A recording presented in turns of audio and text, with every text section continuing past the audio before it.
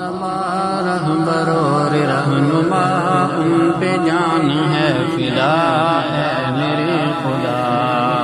مصطفیٰ مجتبی رہبر اور رہنما، ان پہ جان ہے فدا ہے میرے خدا۔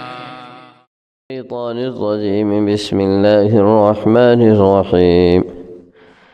كما أرسلنا فيكم رسولا منكم يتلو عليكم آياتنا ويزكيكم ويعلمكم الكتاب والحكمة ويعلمكم ما لم تكونوا تعلمون۔ جیسا کہ ہم نے تم میں رسول بھیجا جو تم ہی میں سے ہیں، یتلو علیکم آیاتنا، جو تم پر ہماری آیات پڑھ کر سناتے ہیں، وَيُزَكِّيكُمْ، اور وہ تمہارا تزکیہ کرتے ہیں، وَيُعَلِّمُكُمُ الْكِتَابَ وَالْحِكْمَةَ، اور تمہیں کتاب اور حکمت کی تعلیم دیتے ہیں، وَيُعَلِّمُكُمْ مَا لَمْ تَكُونُوا تَعْلَمُونَ، اور تمہیں وہ کچھ سکھلاتے ہیں جس کو تم نہیں جانتے۔ اتمام نعمت کا ذکر تھا۔ اللہ رب العزت نے فرمایا کہ میں نے تم پر اپنی نعمت تمام کر دی۔ یہ آیت اللہ تعالیٰ کی مخلوق حضرت انسان کے لیے بہت بڑا تحفہ اور بہت بڑی سند ہے، بالخصوص اس امت کے لیے یہ بہت بڑا اعزاز ہے کہ یہ آیت پہلے کسی امت پہ نازل نہیں ہوئی۔ اللہ تعالیٰ نے کسی امت کو فرمایا ہو کہ تم پر میں نے اپنی نعمت تمام کر دی۔ یہ اس امت کی خاصیت ہے۔ اللہ فرما رہے ہیں کہ میں نے اپنی نعمت تم پر تمام کر دی، اور اپنی نعمت کے اتمام کا ایک اہم ترین عنوان وہ ارسال رسول آخری ہے۔ حضرت خاتم النبیین صلی اللہ علیہ وسلم کی جو بعثت مبارک ہے، وہ اتمام نعمت کا اہم ترین باب ہے۔ فرمایا کما ارسلنا فیکم رسولا منکم، کہ اس اتمام نعمت کی ایک صورت اور اعلیٰ عنوان یہ ہے کہ ہم نے تم میں ایسے رسول بھیجے جو تم ہی میں سے ہیں۔ وہ رسول تم ہی میں سے ہیں۔ رسولا من الملائکہ نہیں فرمایا، یا رسولا من نوری نہیں فرمایا۔ یاد رکھو یہ قرآنی عقیدہ ہے۔ قرآن سے ہٹ کر ہم محبت میں، عقیدت میں جو مرضی عقیدے بنا لیں، وہ کبھی کامیابی کی ضمانت نہیں ہے، وہ جنت کی طرف لے جانے والے نہیں ہیں۔ جنت کی طرف وہی عقیدہ لے کے جائے گا جو عقیدہ قرآن سے ثابت ہے، سنت سے ثابت ہے اور اجماع سے ثابت ہے۔ تیسرا اور کوئی ذریعہ نہیں ہے عقیدہ اپنانے کا۔ آج یہ بلکہ ہر دور میں یہ نظام چلا آیا ہے، پہلی امتوں میں بھی اور اس امت میں اور آج تک، کہ کسی سے عقیدت و محبت میں، کسی سے عشق ہو گیا، محبت ہوگی، اس کو عقیدہ بنا لیا، اور اس کی محبت میں ایسا غلو کیا کہ اس کو خدا یا خدا کا نائب یا بیٹا یا جز یا کچھ، خدائی سے نیچے نیچے تو گویا بریک لگتی نہیں ہے۔ جس سے عقیدت ہو جائے اس کے غلو میں خدائی سے نیچے تو بریک ہی نہیں لگتی۔ اللہ ہی سمجھ عطا فرمائے۔ اب قرآن پاک بار بار کہہ رہا ہے رسول منکم، وہ رسول تم میں سے ہیں، تمہارے اندر ہی ان کا خاندان ہے، ان کے والدین، ان کے دادا دادی، نانا نانی، ماں، ان کے ننیال ہیں، ان کے ددیال ہیں، ان کے سسرال ہیں، سارا خاندان ہے ان کا۔ رسول منکم، اور یہ کہتا ہے کہ نہیں میں نے قرآن کی نہیں مانی، میں نے تو اپنے دل کی ماننی ہے۔ پھر تو اپنے دل کی مان لے، تیرا دل تجھے کہاں لے جائے گا، نتیجہ واضح ہے۔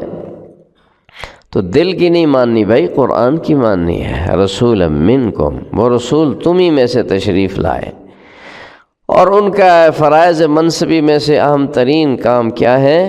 یتلو علیکم آیاتنا، وہ تم پر ہماری آیات تلاوت کرتے ہیں۔ تلاوت آیات یہ مستقل فرائض منصبی میں سے ہے، نبوت کے فرائض منصبی میں سے، اور آپ کے صدقے امت کو ملا کہ تلاوت قرآن مجید کار نبوت کا حصہ ہے، چاہے تلاوت قرآن سمجھ کے کی جائے یا بے سمجھے کی جائے، یہ کار نبوت کا اہم ترین حصہ ہے۔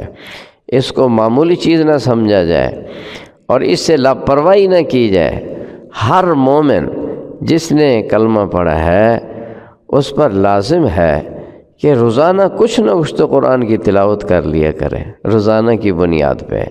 روزانہ روٹی ہم کھا لیتے ہیں، روزانہ پانی بھی پیتے ہیں، چائے بھی پیتے ہیں، اس کے علاوہ بھی کئی چیزیں اپنی باڈی کے لیے ہم مختص کرتے ہیں، تو روح کے لیے تلاوت کا کوئی پتہ ہی کوئی نہیں زندگی میں کب کی تھی، اور تلاوت کرنا آتا بھی ہے کہ نہیں، قرآن سیکھا بھی ہے کہ نہیں، یہ بھی المیہ ہے۔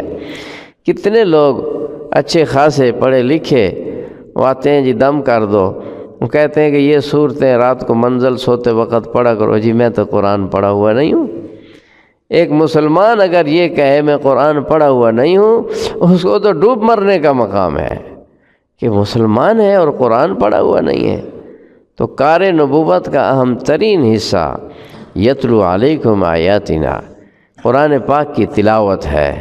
اور حضرت غالباً امام مالک رحمۃ اللہ علیہ کا غالباً فرمان ہے، فرمایا میں نے اللہ رب العزت کی زیارت کی، خواب میں اللہ تعالیٰ کی زیارت ہوئی، تو میں نے اللہ تعالیٰ سے پوچھا یا اللہ آپ کے ہاں پسندیدہ عمل کیا ہے جو آپ کے قرب کا ذریعہ بنے؟ فرمایا تلاوت قرآن، اللہ کے قریب کرنے والا سب سے اہم ترین عمل تلاوت قرآن ہے۔ میں نے پوچھا سمجھ کے پڑھے یا بغیر سمجھے؟ فرمایا سمجھ کے پڑھے یا بے سمجھے پڑھے، تلاوت قرآن میرے قرب کا اہم ترین ذریعہ ہے۔ یہ اس لیے بھائی ہم تہیہ کریں کہ تلاوت قرآن روزانہ کی بنیاد پہ ہو، اور اس کے لیے قرآن سیکھنا پڑے گا۔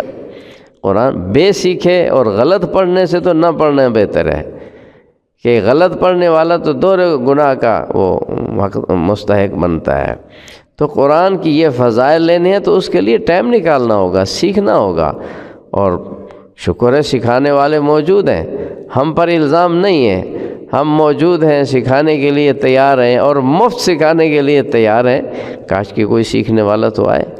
عشاء کے بعد تعلیم ہوتی ہے، کلاس ہوتی ہے، اس میں تشریف لائیں، وقت نکالیں، آدھا گھنٹہ نکالیں تو قرآن پڑھنا آ جائے گا۔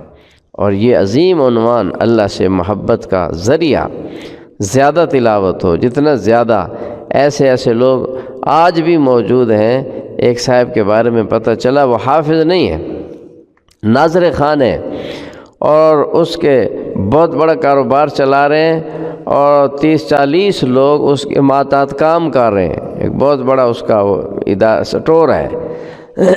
اتنی مشغولیت کے باوجود روزانہ 25 پارے قرآن کی تلاوت کر لیتے ہیں۔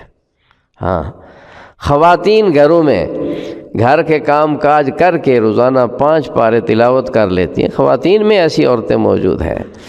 تو بات ہمت کی ہے، جب موبائل سے ہم اپنے کو دور کریں گے نا تو بہت سارا ٹائم بچ جائے گا۔ اس موبائل نے تباہی کر دی ہے، ہماری قیمتی اوقات کو ضائع کر دیا۔ تو یتلو علیکم آیاتنا، تم پر ہماری آیات تلاوت کرتے ہیں۔ اب فجر کی نماز میں قرآن کی تلاوت ہوتی ہے، فرمایا ان قرآن الفجر کان مشہودا، فجر کی جو تلاوت ہے قرآن پاک کی، اس میں فرشتے بھی حاضر ہوتے ہیں۔ اب دل چاہتا ہے کہ فجر میں زیادہ تلاوت کریں، اور سنت بھی یہی ہے، 100 آیات کا ذکر آتا ہے، مگر ہم زیادہ تلاوت نہیں کرتے کہ یہ نمازی ہی نہ بھاگ جائیں، جو تھوڑی بہت سجدہ دے لیتے ہیں کہیں اس سے بھی نہ جائیں، چلو جتنا چلتا ہے چلاتے رہو۔ تو جو مسنون تلاوت ہے اس کا ہم چوتھا حصہ نماز میں پڑھتے ہیں، چوتھا حصہ، 3 حصے چھوڑے ہوئے ہیں کہ نماز سے محرومی نہ ہو جائے، کہ نماز اہم ہے۔ تو بہرحال اگر آپ کی ہمت ہو، قوت ہو تو تلاوت بڑھا لیں گے۔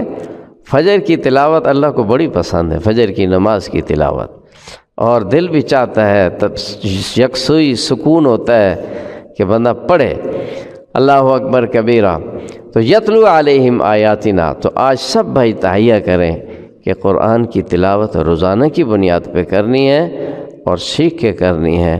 اللہ پاک عمل کی توفیق عطا فرمائے۔ مجتبی رہبر اور رہنما، ان پہ جان ہے فدا ہے میرے خدا۔